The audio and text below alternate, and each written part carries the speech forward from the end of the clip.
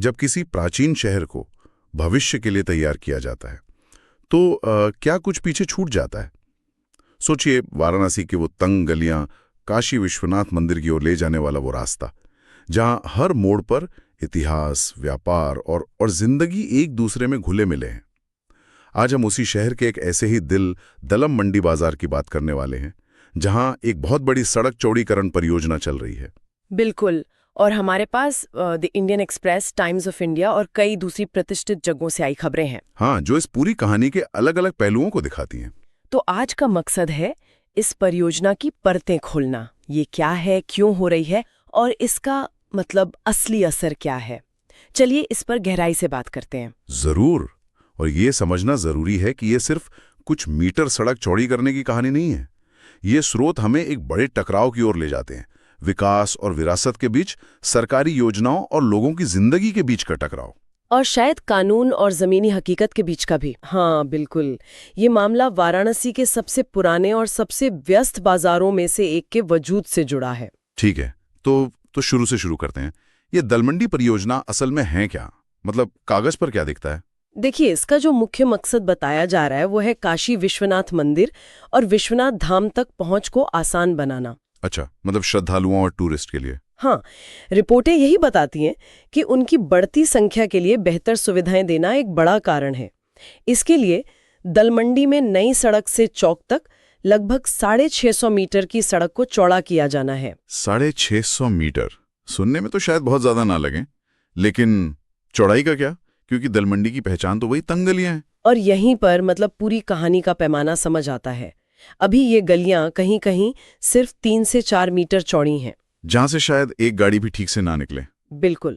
और योजना है इन्हें लगभग 17.4 मीटर तक चौड़ा करने की। क्या? 17? 17.5 मीटर? ये तो एक 4 लेन की सड़क जितनी चौड़ाई हो गई। हाँ, उन तंग गलियों में इसकी कल्पना करना भी मुश्किल है। इसका मतलब तो ये हुआ कि पूरा का पूरा बाजारी नक्शे से गायब हो जाएगा। बिल्कुल। और इस बदलाव को हकीकत में बदलने के लिए करीब 187 से 189 इमारतें, अच्छा, जिनमें दुकानें भी हैं और लोगों के घर भी, उन्हें अधिग्रहित करके गिराया जाना है। और इसका खर्च वो भी काफी होगा। हाँ, एक रिपोर्ट के मुताबिक ये पूरा प्रोजेक्ट करीब 215 से 224 करोड़ रुपए का है। बाप रे! तो ये सिर्फ एक सड़क नहीं, ये तो एक पूरे मोहल्ले का कायापलट है। सही कहा। और ये हमें उस बड़े पैटर्न को समझने में मदद करता है जो सिर्फ वाराणसी में नहीं बल्कि भारत की कई प्रमुख धार्मिक स्थलों के आसपास दिख रहा है। चाहे वो अयोध्या हो या उज्जैन, बड़े पैमाने पर इंफ्रास्ट्रक्चर का विकास हो रहा है। दलमंडी का मामला हमें इस मॉडल के असर को बहुत करीब से देखने का मौका देता है। तो ये तो हुआ प्लान, लेकिन जमीन पर चीजें तब बिगड़ी जब बुलडोजर चलने शुरू हुए, है ना? हाल में क्या हुआ कि मामला इतना गर्मा गया कि भारी पुलिस और आरएएफ की मौजूदगी में हथौड़ों और ड्रिल मशीनों से पहली 2 दुकानें तोड़ी गई। अच्छा, तो एक्शन शुरू हो गया। हाँ, ये एक तरह से परियोजना के जमीनी एक्शन की शुरुआत थी। और इसका असर क्या हुआ? मतलब स्थानीय लोगों और दुकानदारों ने इसे कैसे लिया? असर तो तुरंत दिखने को मिला। इसके विरोध में आसपास के दुकानदारों ने अपनी दुकानें बंद कर दी। एक तरह का मौन विरोध? बिल्कुल। माहौल में एक तनाव पैदा हो गया। फिर कुछ स्थानीय त्योहारों और लगातार हो रहे विरोध के कारण काम कुछ समय के लिए रुका, लेकिन 11 नवंबर के आसपास कार्रवाई फिर से शुरू कर दी गई। तो अधिकारियों का क्या कहना था? उन्होंने दोबारा कार्रवाई क्यों शुरू की? अधिकारियों का तर्क ये था कि उन्होंने कुछ संपत्तियों के लिए मुआवजा और रजिस्ट्री की प्रक्रिया पूरी कर ली है और इसलिए वे कानूनी रूप से आगे बढ़ने के लिए स्वतंत्र हैं। लेकिन यहीं पर एक बड़ा पेंच है। क्या पेंच? पेंच है कार्रवाई की रफ्तार और मुआवजे की प्रक्रिया के बीच का फासला। जो जमीनी हकीकत बताई जा रही है वो ये है कि जब तोड़फोड़ शुरू हुई तब तक सिर्फ गिने चुने लोगों को ही मुआवजा मिला था। कितने लोगों को? एक रिपोर्ट के अनुसार 4 इमारतों में हिस्सा रखने वाले सिर्फ 13 लोगों को भुगतान किया गया था। सिर्फ 13 लोगों को? और गिराई जाने वाली इमारतें 180 से ज्यादा हैं। हाँ, 1 मिनट, तो मतलब वो इमारतें गिरा रहे हैं जबकि ज्यादातर लोगों को अभी तक मुआवजे के पैसे मिले भी नहीं है। ये कानूनी तौर पर कैसे मुमकिन है? यही तो सबसे बड़ा और अहम सवाल है जो इस पूरे मामले से उठता है। क्या विध्वंस की प्रक्रिया प्रभावित लोगों के पुनर्वास और मुआवजे की प्रक्रिया के साथ तालमेल बिठाकर चल रही है, या फिर कार्रवाई पहले हो रही है और बाकी चीजें पीछे छूट रही हैं? बिल्कुल। व्यापारियों का आरोप तो यही है। और यहीं से शायद विरोध और चिंताओं की असली कहानी शुरू होती है। लोगों का डर किस बात को लेकर है? सिर्फ दुकान जाने का या कुछ और भी? डर कई परतों में है। सबसे पहला और सीधा डर तो आजीविका छिन जाने का है। इनमें से कई दुकानें दशकों, शायद पीढ़ियों पुरानी हैं। ये सिर्फ एक दुकान नहीं, बल्कि पूरे परिवार का पेट पालने का जरिया है। दूसरा डर विस्थापन का है। और क्योंकि ये इलाका मुस्लिम बहुल है, तो इस मामले में एक सामाजिक और सांप्रदायिक संवेदनशीलता भी जुड़ जाती है। मैंने स्रोतों में एक दोहरी मार वाली बात का भी जिक्र पढ़ा। वो क्या है? ये बहुत गंभीर लग रहा है। हाँ, और ये व्यापारियों के आरोपों का एक बहुत ही परेशान करने वाला पहलू है। उनका कहना है कि एक तरफ तो उन पर अपनी संपत्ति खाली करने और तोड़फोड़ का दबाव है, और दूसरी तरफ प्रशासन उन पर संपत्ति कर और बिजली बिल जैसे पुराने बकाये चुकाने का भी दबाव बना रहा है। क्या मतलब, एक तरफ आपका घर और दुकान टूटने वाले हैं और दूसरी तरफ सरकार आपसे पुराने बिल चुकाने को कह रही है?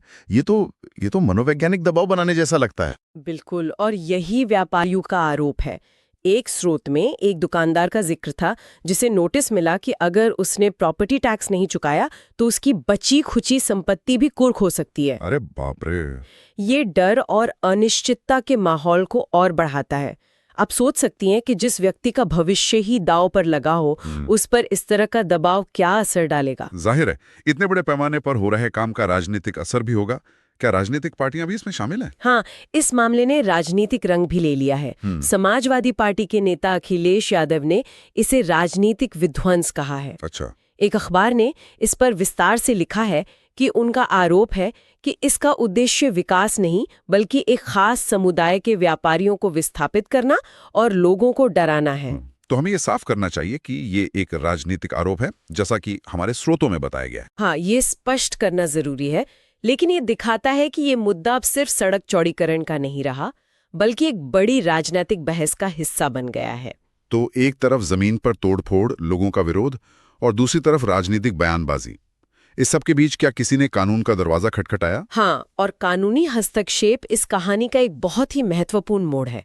मई 2025 में जब ये सब शुरू हो रहा था, कुछ प्रभावित लोग इलाहाबाद हाई कोर्ट गए। और कोर्ट ने क्या कहा? कोर्ट ने दल मंडी में कई घरों को गिराने पर यथास्थिति यानी स्टेटस को का आदेश दिया, एक तरह से अस्थायी रोक लगा दी। जब अदालत ने यथास्थिति का आदेश दिया, तो क्या उन्होंने सिर्फ काम रोका या सरकार के तरीके पर कोई सख्त टिप्पणी भी की? कोर्ट का लहजा बहुत साफ और सख्त था। जजों ने कहा कि जब तक अधिग्रहण और मुआवजे की कानूनी औपचारिकताएं ठीक से पूरी नहीं हो जाती, तब तक तोड़फोड़ नहीं होनी चाहिए। अच्छा। ये सिर्फ एक काम रोकने का आदेश नहीं था, ये प्रक्रिया पर एक सवालिया निशान था। को तब तक नहीं तोड़ा जाएगा जब तक कि कानून के तहत उसका अधिग्रहण ना हो जाए। तो अदालत का रुख तो साफ है कि प्रक्रिया का पालन होना चाहिए, फिर भी जमीन पर तोड़फोड़ जारी है। ये थोड़ा उलझा हुआ लगता है। उलझा हुआ है क्योंकि प्रशासन का कहना है कि वो जिन इमारतों को तोड़ रहे हैं उनकी प्रक्रिया पूरी हो चुकी है, जबकि निवासियों का कहना है कि पूरे प्रोजेक्ट पर रोक लगनी चाहिए जब तक सबके साथ न्याय न हो। सही बात है। यहीं पर कानूनी लड़ाई का मुख्य बिंदु है। तो अगर हम इन सब चीजों को एक साथ देखें तो दांव पर सिर्फ कुछ इमारतें और दुकानें नहीं हैं। दांव पर असल में क्या लगा है? दांव पर एक पूरा इकोसिस्टम लगा है। दलमंडी, जैसा कि स्रोत बताते हैं, सिर्फ एक बाजार नहीं था, वो एक जीवंत धड़कता हुआ इलाका था जहां लोग रहते भी थे और काम भी करते थे। बिल्कुल। एक आर्थिक ताना बाना था जो अब उधड़ रहा है। और इसका मानवीय पहलू तो है ही। मानवीय पहलू सबसे बड़ा है। एक स्रोत में एक 70 साल के दुकानदार का जिक्र है, जिसकी दुकान उसके दादा ने शुरू की थी। उसका कहना था, ये सिर्फ दुकान नहीं, हमारी पहचान है। सरकार हमें मुआवजा दे देगी, लेकिन हमारी पहचान कैसे लौटाएगी? इसके बिना हम कहाँ जाएंगे? ये सिर्फ आर्थिक नुकसान नहीं, ये एक भावनात्मक और पीढ़ी का जुड़ाव तक टूटना है। और पुनर्वास का क्या उन्हें कोई और जगह दी जा रही है? यही तो एक और बड़ी चिंता है। कई व्यापारियों ने यह भी आरोप लगाया है कि उन्हें पुनर्वास के बारे में कोई स्पष्टता नहीं दी गई है। मतलब उनकी दुकान टूटने के बाद वो कहाँ जाएंगे, उन्हें कोई वैकल्पिक जगह मिलेगी या नहीं, ये अनिश्चितता बहुत बड़ी है। यह हमें एक बड़े सवाल पर लाता है। एक मिनट के लिए अगर हम सरकार के नजरिए से सोचें तो उनका तर्क होगा कि श्रद्धालुओं की बढ़ती भीड़ के लिए बेहतर सुविधाएं, चौड़ी सड़कें और सुरक्षा जरूरी हैं। क्या ये एक जायज तर्क नहीं है, भले ही इसका असर कुछ लोगों पर पड़ रहा हो? ये एक बहुत ही जायज सवाल है और यहीं पर विकास का सबसे बड़ा टकराव सामने आता है। कोई भी अच्छी सुविधाओं और सुरक्षा के खिलाफ नहीं है, लेकिन सवाल तरीके का है। तरीके का। हाँ, और ये हमें विकास के एक बुनियादी मॉडल पर लाता है। हमारे स्रोत एक दिलचस्प सवाल उठाते हैं। क्या वाराणसी को पेरिस या इस्तांबुल की तरह देखा जा रहा है? मतलब जहां ग्रैंड बाजार जैसी ऐतिहासिक जगहें टूरिस्ट मैग्नेट हैं जिन्हें सहेज कर रखा जाता है, या फिर इसे एक ऐसे मॉडल से बनाया जा रहा है जहां सुविधा विरासत पर भारी पड़ती है? ये एक बहुत शक्तिशाली तुलना है। मतलब क्या पुराने बाजारों को संरक्षित करना भी विकास का एक मॉडल हो सकता है? बिल्कुल। दुनिया भर के कई पर्यटन शहर अपनी पुरानी बसावट, अपने ऐतिहासिक बाजारों की अपनी सबसे बड़ी पूंजी मानते हैं। उन्हें तोड़कर चौड़ी सड़कें नहीं बनाते, बल्कि उन्हें पैदल चलने वालों के लिए और आकर्षक बनाते हैं। सही कहा। ये तर्क विकास के इस खास मॉडल पर ही सवाल उठाता है कि क्या ऐतिहासिक संरचनाओं को हटाकर ही विकास संभव है? ये सिर्फ दलमंडी की सड़क नहीं, ये इस बात का चुनाव है कि शहर अपनी आत्मा को कैसे परिभाषित करता है। तो अब हम कहाँ खड़े हैं? आज की तारीख में क्या हो रहा है और आगे क्या हो सकता है? क्या बुलडोजर अभी भी चल रहे हैं? देखिए, तोड़फोड़ की कार्रवाई रुक रुक कर जारी है, लेकिन इस पर अदालत की लगातार नजर है। जैसा हमने बात की, अदालत पहले ही प्रक्रिया को लेकर अपनी मंशा साफ कर चुकी है। हाई कोर्ट में भविष्य में होने वाली सुनवाई ये तय करेगी कि ये परियोजना इसी रूप में आगे बढ़ेगी, इसमें कोई बदलाव होगा या फिर इस पर कोई नई रोक लगेगी। और जाहिर जमीन पर व्यापारियों का विरोध और उनकी मांगे भी जारी होंगी। हाँ, उनकी मुख्य मांगे वही हैं। उचित मुआवजा जो बाजार दर पर हो, उनके पुनर्वास की एक स्पष्ट योजना और उनकी आजीविका को फिर से स्थापित करने में मदद। वो सिर्फ पैसा नहीं, बल्कि अपने भविष्य की गारंटी मांग रहे हैं। तो आगे के क्या रास्ते दिखते हैं? मतलब क्या हो सकता है? कुछ संभावित परिदृश्य हो सकते हैं। एक, कि राजनीतिक दबाव और